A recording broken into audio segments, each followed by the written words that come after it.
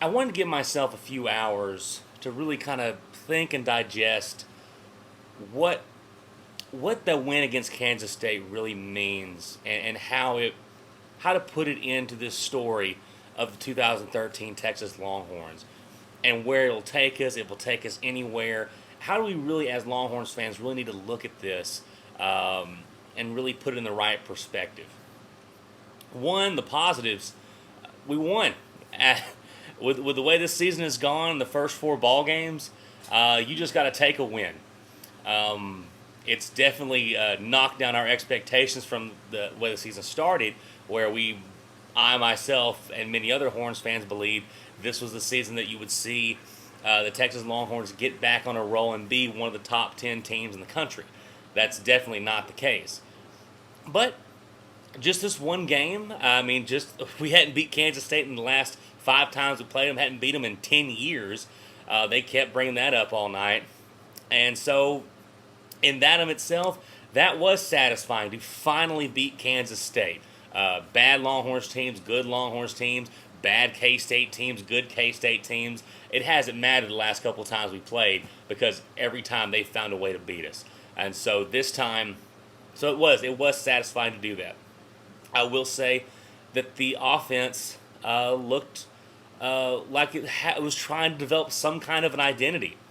The problem is, and I think this is a serious thing, not just a football series, but I do think I do worry about David Ash. He had to leave the game at halftime. Looked like he may have re-aggravated the concussion. Had to do it. That's not just. I'm not going to talk about. When I talk about David Ash, I'm not going to talk about how I hate that he had to leave because I wanted to play football. I'm worried about David Ash because any kind of head injury, we know how serious those are, and when you re-aggravate it, it usually makes it worse than when you initially got it. So I haven't read anything about his condition. I wish him the best on a personal level, that he's okay. But if you look at it from a football perspective and you put that part to the side, it does make it difficult for your offense to get cohesion when you have a quarterback come in and in the second half a different quarterback comes in. I will give it up to Case McCoy tonight. Of course, as you noticed, once David left the game, we went to much more of a ground attack, and we'll get back to Jonathan Gray in a little bit. But when Case McCoy needed to throw tonight, I felt for the most part he did well. And didn't have Mike Davis to throw out there to him, and so that was a step back for Texas. But Case McCoy filled in nicely in the second half. Jonathan Gray, though, this was his breakout game for the season. He had a great game last year against Texas Tech and really showed us what he could do. This game against K-State, he set his own career rushing record. He had his very short career, but it was a nice night for him out there. A lot of clutch runs from Texas tonight. A lot of having third downs, needing to get the yards to gain, and actually be able to do it on the ground. Malcolm Brown had a good night as well. He was running a little bit, but it was really Jonathan Gray who was the feature and the player of the game for this one. Now we go to the defense.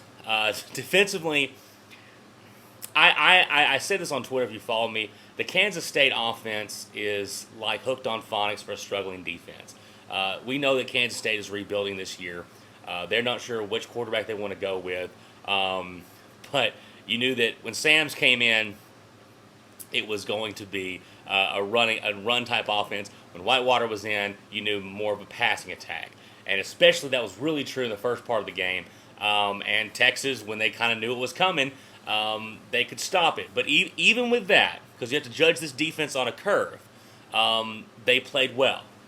They were tackling for the most part. They were running to the ball. There was gap control.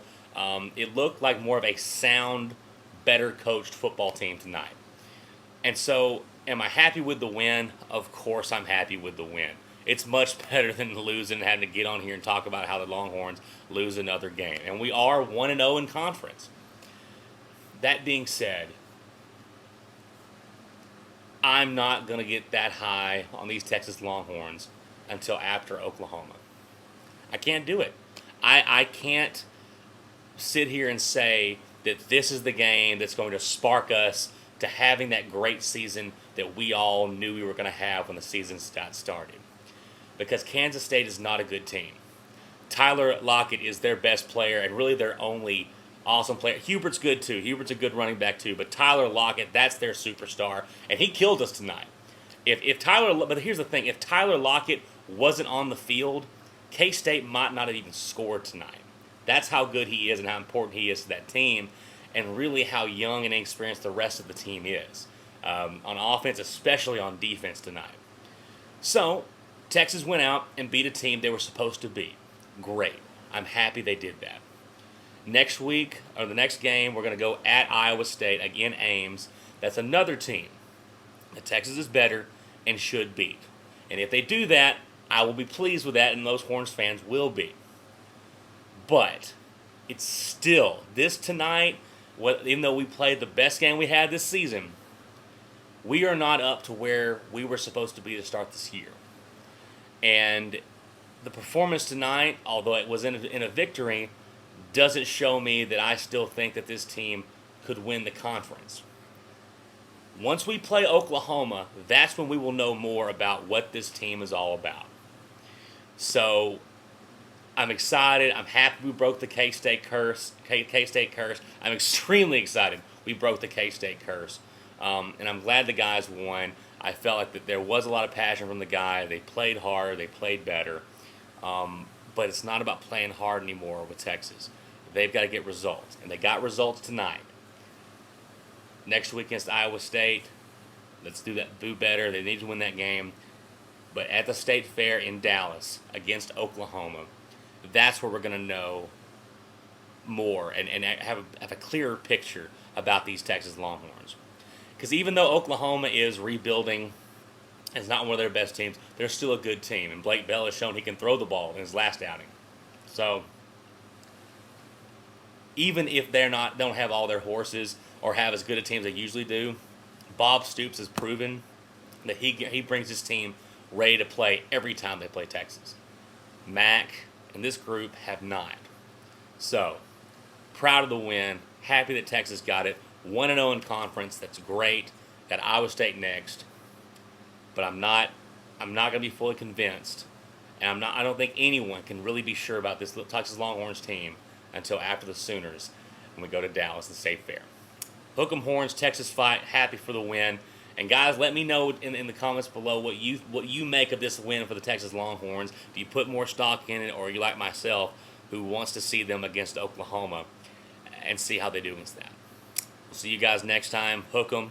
It's great to make a video after a win finally. See you guys later.